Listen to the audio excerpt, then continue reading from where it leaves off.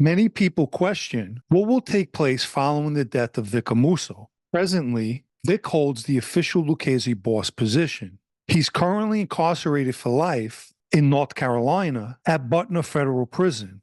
Viewers in the past have questioned how it's possible that he still holds the title as boss. In a nutshell, Vic was convicted on June 15, 1992, on all 54 charges in a racketeering indictment that included 9 murders, extortion, gambling, and labor corruption. On October 9, 1992, he was sentenced to life with no parole. And it was at that point in time where he could have mirrored his predecessor, Tony Duck's decision, and stepped down as boss for the better of the family. Nonetheless, Vic isn't the only imprisoned boss that kept his title. Carmine Persico, John Gotti, and Mikey Nose have all decided against stepping down as well. I've said this before. Any boss that receives a significant amount of time, or better yet, a life sentence, it should be an automatic that he forfeits the position. What's the reasoning behind why bosses hold on to the position? It's simple.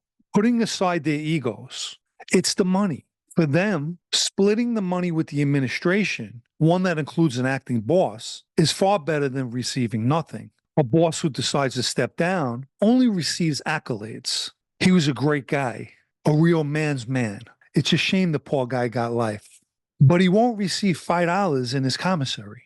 So more than anything, it's the greed in them that makes them hold on to that position. In Vic's case, every Christmas his family will receive an envelope with somewhere in the neighborhood of 150 to 200,000 in it. Make no mistake, that's just for Christmas. Whatever's kicked up to the administration throughout the year, he also gets a cut off. Maybe not every dollar, but enough to keep him happy. As I mentioned in the past, we had to chip in for repairs on his house, as well as his appeal. Had he stepped down in 1992, none of that would take place. For those of you who experienced prison, remember how cut off you were from the outside world. Now imagine being the boss of a family in prison. You're totally out of touch to the day-to-day activities of the family. To further clarify, a great deal goes on inside the Lucchese family every day.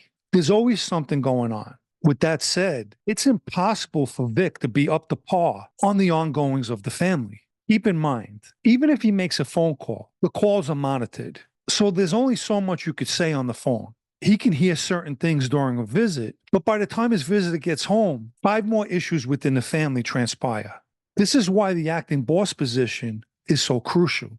For instance, if something takes place on a Monday, waiting a week or so to get an answer from Vic isn't feasible. The acting boss needs to handle the day-to-day ongoings while making decisions as issues arise.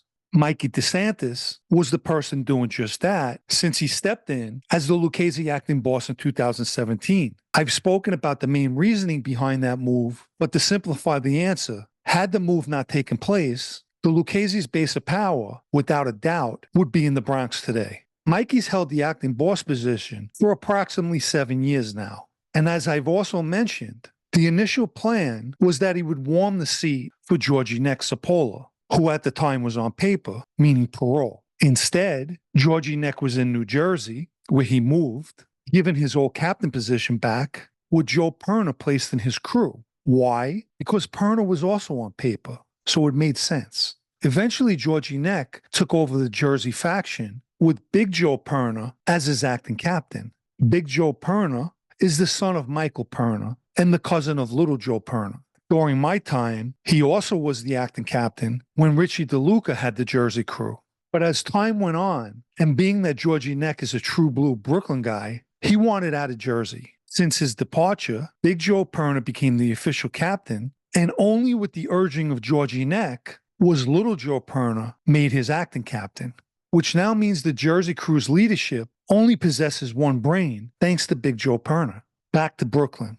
I'll make it short and sweet. Patty DeLaRusso, to no surprise, is out. The underboss position either went to the following 2 people, and whichever took it, the other is the consigliere, Frankie Papani and Anthony Boaparata.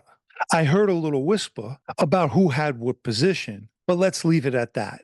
Just as I recently heard of someone being elevated to a captain's position that made me chuckle. Although to this person's credit, he's been around for a long time. In case anybody's wondering by now, What about Georgie Neck? Well, don't worry. He's in the administration's mix and a major part of decision-making. Let's just say the Lucchese family has an unofficial panel, which includes Georgie Neck. Presently, Vic is 89 years old and will be 90 in November of this year. Here's a fact. The current Lucchese administration isn't waiting for Vic's passing to begin discussing who will be the official boss. These discussions have already taken place. I don't profess to know who they came up with, but the leading factor of that decision falls on Georgie Neck and what he wants to do. As mentioned, Mikey's had the acting position, one that comes with the FBI bullseye that's on his back. And he can continue to do what he's been doing for the past 7 years, but with the official title, or gladly step aside and let Georgie Neck take the reins. At that point, Mikey could take one of the administration positions because, let's face it, Anthony Board is no spring chicken. He's 85 years old. It's quite possible that Georgie Neck no longer wants the top position. He's already receiving a cut of any money being kicked up. And Vic's passing will only mean a larger cut for the administration. Recently, Vic tried, in a last-ditch effort, at gaining his freedom. And his 7-page motion for compassionate release was filed in Manhattan federal court on his behalf, which you can believe the members of the family paid for. But the senior United States District Judge, Frederick Block, denied his motion and said the following. His reign of the Lucchese family was replete with bloodshed. At Amuso's command, more than a dozen individuals were ordered to be killed, and 9 were actually slain for the purpose of maintaining power over a criminal enterprise, all while amassing illicit wealth at the expense of New York City and its surrounding areas, including its legitimate business owners, taxpayers, and members of industries and unions, corrupted by its influence. Locke further stated, given the depth and breadth of Amuso's role in the Lucchese family and the harm exacted on both individuals and the community, the court cannot in good conscience reduce his sentence. His conduct was simply too serious, too disrespectful of the law, and too destructive to the fabric of society to warrant anything other than a life sentence. So it's a given that Vic's in for the long haul, and the outcome of the Lucchese family's leadership now depends on his health.